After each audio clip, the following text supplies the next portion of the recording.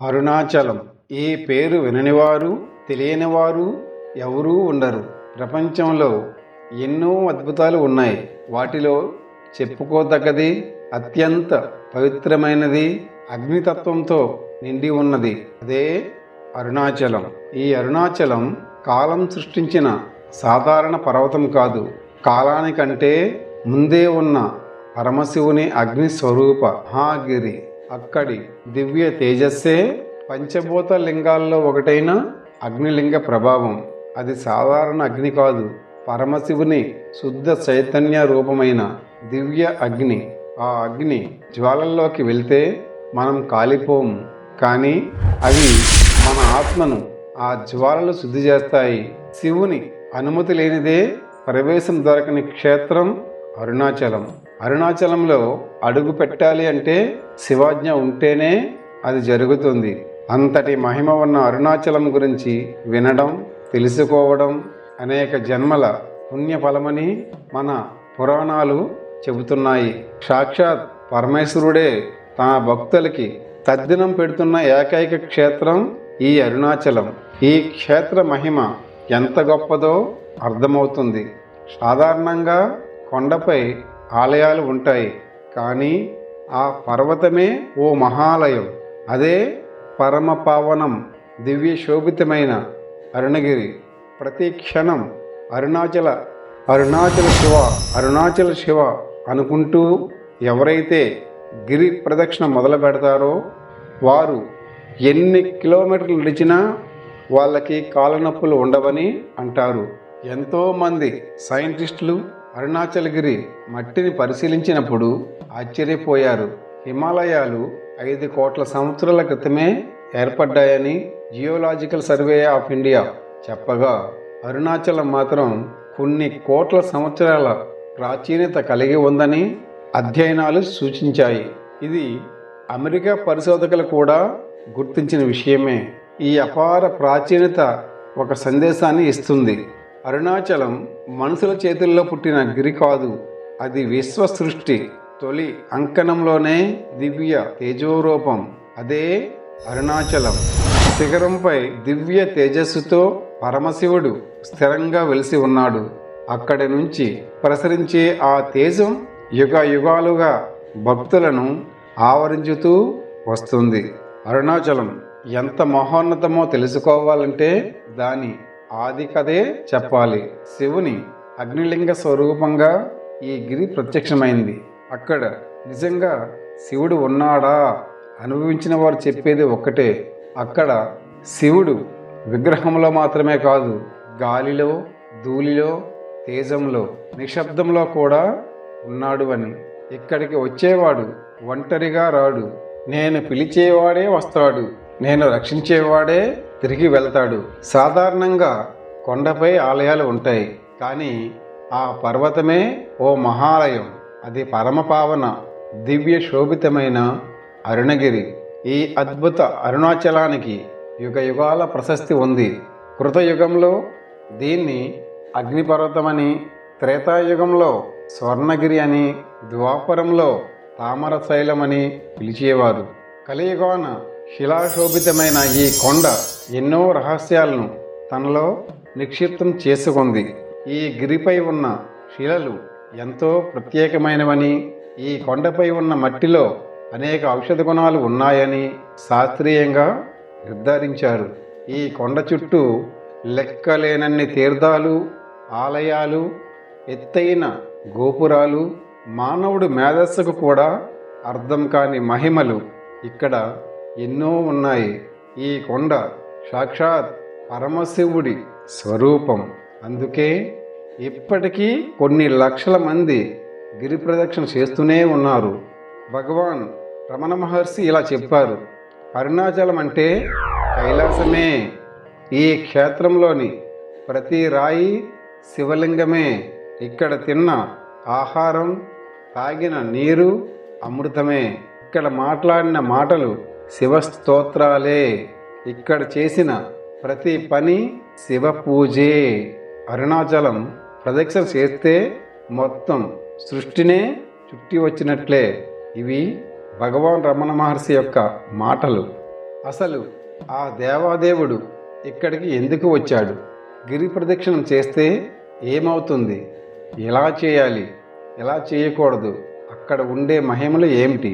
అలాంటి క్షేత్రానికి సంబంధించిన విషయాలు, విశేషాలు ఎన్నో ఈ వీడియోలో తెలుసుకుందాం.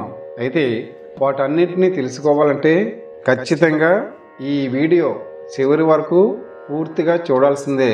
అలాగే ఈ ఛానల్ని కొత్తగా చూస్తున్నట్లయితే వెంటనే ఈ వీడియోని లైక్ చేసి ఛానల్ని సబ్స్క్రైబ్ చేసుకోండి. మన పురాణాల్లో స్కంద పురాణం ఒక ఆసక్తికరమైన సంఘటనను చెబుతుంది. ఒకసారి ప్రళయం అయ్యాక సృష్టి తిరిగి మొదలైంది. అప్పుడు బ్రహ్మదేవుడు సకల జీవరాశులను సృష్టించడం ప్రారంభించాడు. సృష్టి శక్తి తనలో ఉందని భావిస్తూ క్రమంగా బ్రహ్మ అహంకారానికి లోనయ్యాడు. ఈ సృష్టికి ఆదిదేవుడను నేనే అని అనుకుంటూ అన్ని లోకాలు సంచరిస్తూ వెళ్ళాడు. చివరికి బ్రహ్మ వైకుంఠానికి చేరుకున్నాడు. అక్కడ విష్ణువు యోగ నిద్రలో ఉన్నాడు. విష్ణువు తనకు నమస్కారం చేయలేదని భావించి బ్రహ్మ కోప్పడ్డాడు. మాటలు కఠినంగా మారి వారిద్దరి మధ్య వాగ్వాదం జరిగింది. ఆ వాగ్వాదం చివరికి భయంకరమైన యుద్ధంగా మారింది. ఆ యుద్ధం వల్ల లోకాలు భయభ్రాంతికి గురయ్యాయి. ఇది తెలుసుకున్న మహాశివుడు బ్రహ్మ విష్ణువుల మధ్య ఒక పెద్ద అగ్నిస్తంభంలా వారి మధ్య ప్రత్యక్షమయ్యాడు. వారితో శివుడు ఇలా అన్నాడు, మీ ఇద్దరిలో ఎవరి గొప్పవారో పరీక్షించి తెలుసుకుందాం. ఈ అగ్నిలింగానికి ఆది అంతం ఎక్కడుందో చూసి రండి. అప్పుడు ఇది ఎవరైతే తెలుసుకుంటారో వారు గొప్పవారు అని ఆ పరంధాముడు చెప్పగా, అప్పుడు బ్రహ్మ హంసరూపం ఎత్తుకొని ఆకాశం వైపు ఎగిరాడు. నేను పై అంతం చూస్తాను అని అన్నాడు. విష్ణువు వరాహ రూపం ఎత్తుకొని భూమిని తవ్వుకుంటూ పాతాళానికి వెళ్ళాడు. చాలా కాలం వెతికినా ఇద్దరికి ఆది అంతం రెండూ కనబడలేదు. విష్ణువు విసిగి, నాకు ఆది కనబడలేదు, నేను ఓడిపోయాను అని తిరిగి వచ్చాడు. బ్రహ్మకు కూడా అంతం కనిపించలేదు. కానీ అప్పుడు ఒక మొగలి పువ్వు పైనుంచి కిందకి జారుతూ వస్తుంది. బ్రహ్మ అడిగాడు, నువ్వు ఎక్కడి నుంచి వస్తున్నావు? ఆ మాటకు ఆ మొగలి పువ్వు ఇలా బదులిచ్చింది, నేను శివుని తలపై నుంచి వస్తున్నాను. అప్పుడు బ్రహ్మ అడిగాడు, అయితే నువ్వు నాకు సాక్షిగా ఉండాలి అని. నేను శివుని శిరస్సు చూసి వచ్చానని నాకు నువ్వు సాక్ష్యం చెప్పాలి. మొగలి పువ్వు సరేనని అంగీకరించింది. మరికొద్ది సేపటికి కామధేనువు కూడా అక్కడికి వస్తుంది. బ్రహ్మ ఆ కామధేనువును కూడా అడిగాడు, నువ్వు ఎక్కడి నుంచి వస్తున్నావని. కామధేనువు మాట్లాడుతూ, నేను శివుని తలపై క్షీరాభిషేకం చేసి వస్తున్నాను. అప్పుడు బ్రహ్మ, నువ్వు కూడా నాకు సాక్ష్యంగా ఉండాలి అని కామధేనువుని కోరాడు. మొదట కామధేనువు సంకోచించింది, కానీ తర్వాత అంగీకరించింది. ఆ తర్వాత బ్రహ్మ తిరిగి వచ్చి శివుడికి చెప్పాడు, నేను నీ శిరస్సు చూశాను, అందుకు నాకు ఇద్దరు సాక్షులు కూడా ఉన్నారు. అయితే విష్ణువు మాత్రం నిజాయితీగా నాకు ఆది కనబడలేదు అని ఒప్పుకున్నాడు. అప్పుడు శివుడు మొగలి పువ్వును ప్రశ్నించగా అది అవును అని అబద్ధం చెప్పింది. కామధేనువు ప్రశ్నించగా తలతో అవునని, తోకతో కాదని సంకేతం ఇచ్చింది. శివుడు తన దివ్య దృష్టితో జరిగినదంతా తెలుసుకున్నాడు. కోపంతో, మొగలి పువ్వ, నువ్వు అబద్ధానికి సాక్ష్యం చెప్పావు, ఇకపై నువ్వు నా పూజలో పనికిరావు అని ఆ మొగలి పువ్వుని శపించాడు. కామధేనువుతో శివుడు ఇలా అన్నాడు, నువ్వు తలతో అవును అని, తోకతో కాదు అని అన్నావు, కాబట్టి నీ తల భాగానికి ఎవరూ పూజ చేయరు, కానీ నీ వెనుక భాగము పూజనీయమవుతుంది. అలా శివుడు మొగలి పువ్వు కామధేనువుకు శాపం ఇచ్చిన తర్వాత బ్రహ్మవైపు తిరిగి కోపంతో చూశాడు. ఆ సమయంలో బ్రహ్మకు 5 ముఖాలు ఉండేవి. అందులో పైకి చూసే ఒక ముఖాన్ని శివుడు తుంచేశాడు. అప్పుడు విష్ణువు జాలితో ఇలా ప్రార్థించాడు, ప్రభు, మన ముగ్గురం త్రిమూర్తులం, ఒకరికి మరొకరికి భేదం లేదు, దయచేసి బ్రహ్మను క్షమించండి. విష్ణువు మాటలు విని శివుడు శాంతించాడు. కానీ బ్రహ్మకు శిక్షగా ఇలా అన్నాడు, ఇకపై భూమి మీద నీకంటూ ఆలయాలు ఉండవు. బ్రహ్మ తన తప్పు గుర్తించి పశ్చాత్తాపంతో శివుణ్ణి క్షమాపణలు కోరాడు. అప్పుడు కరుణామయుడైన శివుడు ఇలా వరమిచ్చాడు, భూమి మీద నీ ఆలయాలు ఒక్కటి లేదా రెండే ఉంటాయి, కానీ మనుషులు ఎప్పటికీ నిన్ను తలుచుకునేలా చేస్తాను.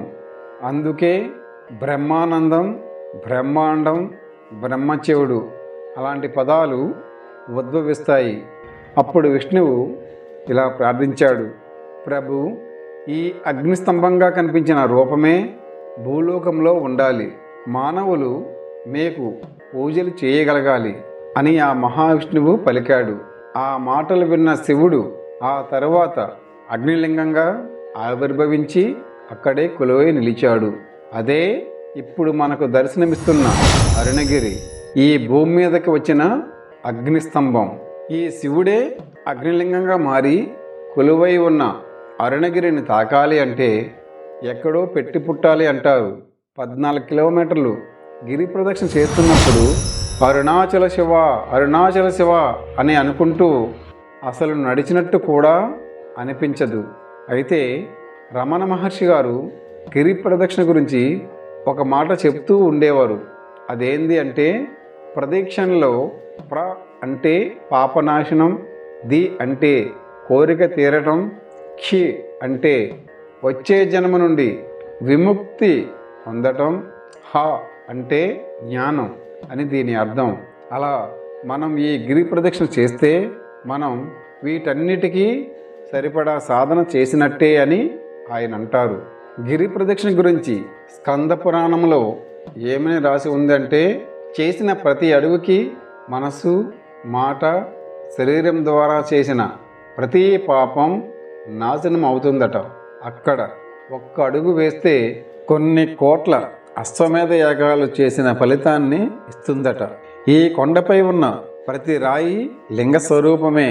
ఈ పర్వతాన్ని చుట్టడం అంటే ప్రపంచాన్ని చుట్టే తత్వమే అని ఉంది. అంటే అరుణాచలంలో ఎక్కడ అడుగు పెట్టినా సరే ఆ శివుని ఉనికి అక్కడ ఉంటుంది. మనం అక్కడ నడవడమే మోక్షం కోసం చేసిన ఒక సాధన అని అర్థం. అయితే ప్రతి పౌర్ణమి రోజు లక్షల మంది గిరి ప్రదక్షిణ చేయడానికి వస్తారు. ఈ సమయంలో మీరు అక్కడికి వెళ్తే గిరి ప్రదక్షిణ చేయడం అనేది కొంచెం కష్టంగా ఉంటుంది. ఈ 14 కిలోమీటర్ల గిరి ప్రదక్షిణలో అష్టలింగాలు ఉంటాయి, అంటే 8 లింగాలు. మనం వెళ్తున్నప్పుడు ఆ లింగాలన్నింటినీ దర్శించుకుంటూ వెళ్ళాలి. వెళ్ళే సమయంలో ఎన్నో అద్భుతాలు ఉంటాయి, అవన్నీ చూసుకుంటూ దర్శించుకుంటూ వెళ్ళాలి. మకర సంక్రమణ కాలంలో పరమేశ్వరుడే స్వయంగా తన ప్రమద గణాలతో, ఋషిముని సమూహాలతో ఈ గిరికి ప్రదక్షిణ చేస్తారు. మకర సంక్రమణ కాలంలో అరుణగిరికి ప్రదక్షిణ చేసేవారిని జగన్మాత పార్వతీదేవి కరుణించి కాపాడుతుంది. అనేక ముఖ్య ఆలయాలను దర్శిస్తూ గిరి ప్రదక్షిణను పూర్తి చేసుకొని భక్తులు తమ తమ పాపాలను ప్రణామం చేసుకుంటారు. భక్తితో గిరి ప్రదక్షిణ చేసిన ప్రాణులకు ఇది అందరికీ నేత్రాలను, పుత్ర సంతానం లేని వారికి పుత్రుల్ని, మోగవారికి మాటల్ని, వ్యాధి పీడితులకు ఆరోగ్యాన్ని ప్రసాదిస్తుందని నమ్మకం. దక్షిణ భారతదేశంలోని ఏ దేవాలయంలో కూడా అరుణాచలమంత పెద్ద గోపురాలు ఎక్కడా మీకు కనబడవు. అంతంత పెద్ద పెద్ద గోపురాలు ప్రత్యేకించి అరుణాచలంలోని తూర్పు గోపురం శ్రీకృష్ణదేవరాయల వారు కట్టించారు. శ్రీకృష్ణదేవరాయల వారు కట్టించిన పెద్ద గోపురం మీకు ఎక్కడా కనబడదు. ఎవరైనా తల ఎత్తి చూడవలసిందే. అరుణాచల శివ, అరుణాచల శివ. అరుణాచల క్షేత్ర వైభవంలో గొప్పతనం ఏమిటంటే, దేవాలయపు ఉత్తర గోపురం కట్టించింది ఒక స్త్రీమూర్తి. ఆవిడ పేరు అమ్మని అమ్మన్. ఆవిడ చాలా శక్తివంతమైన వ్యక్తి. పరమశివుని అనుగ్రహం చేత ఆవిడకి గొప్ప యోగ శక్తులు కలిగాయి. ఆవిడకు గోపురం కట్టించాలని కోరిక. ఆవిడ ప్రతి ఇంటి ముందుకు వెళ్ళి గోపురం కట్టడానికి చందా అడిగేది. డబ్బులు లేవంటారని ఆవిడ ఇంటి ముందు నిలబడి తన యోగశక్తి చేత ఇళ్ల ముందు నిలబడి పెట్టెలో డబ్బు ఎంతుందో చెప్పి వసూలు చేసిన డబ్బుతో ఉత్తర గోపురాన్ని కట్టించింది.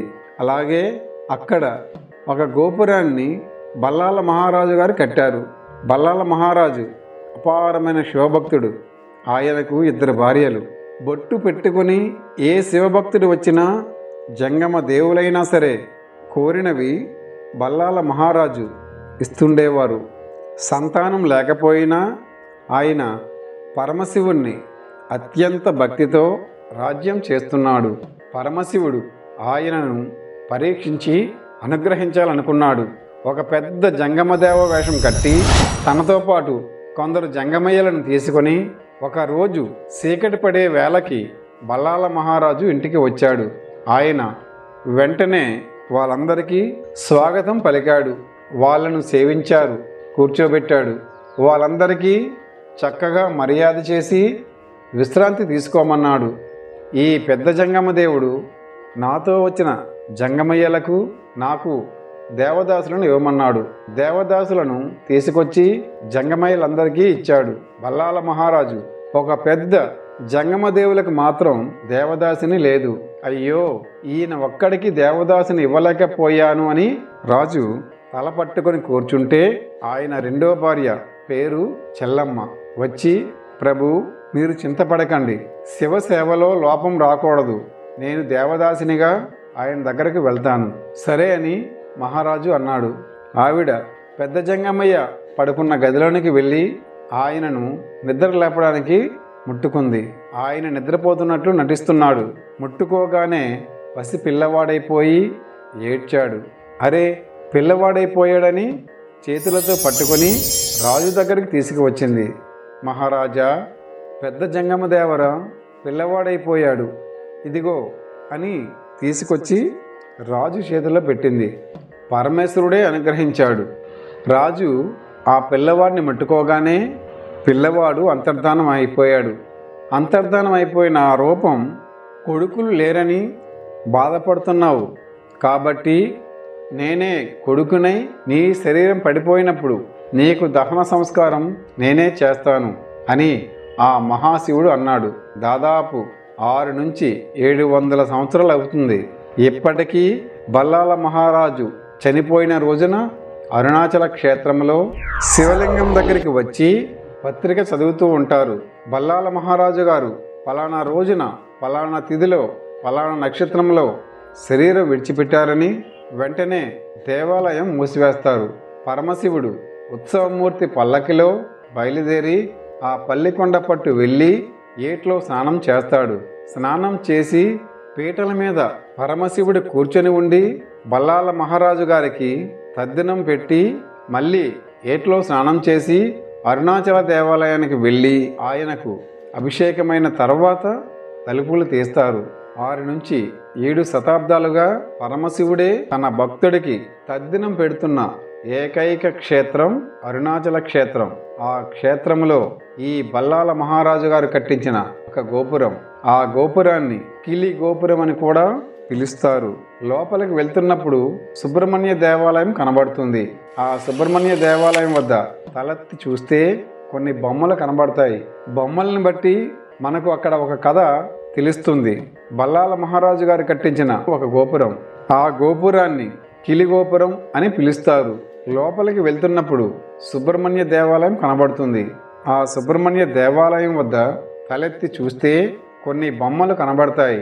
బొమ్మల్ని బట్టి మనకు అక్కడ ఒక కథ తెలుస్తుంది. ప్రౌఢదేవరాయలు అనే ఒక రాజు దగ్గర అరుణగిరినాథ్ అనే ఒక వ్యక్తి ఆస్థాన కవిగా ఉండేవాడు. అంతకు ముందే ప్రౌఢదేవరాయల దగ్గర సంబంధన్ అనే ఒక ఆస్థాన కవి ఉండేవాడు. అరుణగిరినాథ్ చాలా చిన్న పిల్లవాడిగా ఉన్నప్పుడే ఆయన తల్లి శరీరం విడిచిపెట్టింది. అంతకుముందే తండ్రి చనిపోయాడు. ఆవిడ శరీరం విడిచిపెడుతూ ఈ పిల్లవాడిని రక్షించమని ఆ పిల్లవాడి అక్కగారికి అప్పచెప్పింది. అక్కగారి పేరు ఆది. ఆమె ఈ అరుణగిరినాథుడిని పెంచి పెద్ద చేసింది. ఈ అరుణగిరినాథుడు శ్రీధరుడై స్వేచ్ఛగా తిరుగుతుండేవాడు. ఒకనాడు ఆ అరుణగిరి అక్క చాలా బాధపడి నింద చేసింది. ఆ నిందను తట్టుకోలేక అతనికి వైరాగ్యం కలిగి నేను చాలా తప్పులు చేశాను. నేను ఇంకా బతకకూడదని ఈ బల్లాల మహారాజు గారు కట్టించిన గోపురం ఎక్కి చచ్చిపోతానని అక్కడి నుంచి కిందకి దూకేశాడు. కింద పడుతుంటే లోపల ఉన్న సుబ్రహ్మణ్యుడు బయటికి వచ్చి ఆయన్ని పట్టుకున్నాడు. వారి స్పర్శ తగలగానే అతనిలో కవిత్వం పొంగి పొర్లింది. మహాభక్తుడయ్యాడు. ఆయన అద్భుతమైన సుబ్రహ్మణ్య గీతాలను రచించాడు. సుబ్రహ్మణ్య తత్వం మీద రచనలు చేశాడు. ఆ కాలంలో ప్రౌఢదేవరాయల వారు అరుణగిరినాథుడు గొప్పతనాన్ని తెలుసుకొని ఆస్థాన కవి అయిన సంబంధనను తీసేసి అరుణగిరినాథుడిని ఆస్థాన కవిగా పదవి ఇచ్చాడు. ఈయన ఆస్థాన కవి పదవిలో ఉంటూ సుబ్రహ్మణ్యుడిని సేవించాలనే తాపత్రయంతో తెచ్చిన పువ్వులతో సంతోషపడక పరకాయ ప్రవేశం నేర్చుకొని తన శరీరాన్ని అరుణాచల దేవాలయంలో ఒక మూల ఎవరికీ కనపడకుండా విడిచిపెట్టి చిలుకలోకి ప్రవేశించి పక్కన ఉన్న వనాల్లోకి వెళ్ళి పారిజాత పుష్పాలు తీసుకువచ్చి సుబ్రహ్మణ్యుడిని సేవిస్తూ ఉండేవాడు. ఇది కనిపెట్టాడు సంబంధన్. ఇతను శరీరాన్ని వదిలిపెట్టి చిలుక శరీరంలో వెళ్తుంటాడు. నా ఆస్థాన పదవి ఇతని వల్లే పోయింది. ఇతనికి మళ్ళీ శరీరం లేకుండా చేయాలని ఆ అరుణగిరినాథ శరీరాన్ని విడిచిపెట్టి చిలక శరీరంలో ప్రవేశించగానే అతని శరీరాన్ని కాల్చేశాడు. అతనికి శరీరం లేదు. అలా శరీరం లేకపోవడం వలన చిలక రూపంలోనే ఆ గోపురంలో కూర్చొని సుబ్రహ్మణ్యేశ్వర స్వామి వారి మీద ఇప్పటికీ పాటలు పాడుతూ ఉంటాడు. చిలుక రూపంలో పాట పాడే గోపురం కాబట్టి ఆ గోపురానికి కిలి గోపురం అనే పేరు. అందుకనే ఆ గోపురంపై చిలుక బొమ్మ ఉంటుంది. అరుణాచల శివ, అరుణాచల శివ, అరుణాచల శివ అని ప్రార్థించండి. ఈ అరుణాచల శివ గురించి మరిన్ని లోతైన విషయాలు రాబోయే వీడియోలో చెప్పుకుందాం. ఈ వీడియోని ఇప్పటి వరకు చూసిన మీ అందరికీ ధన్యవాదములు.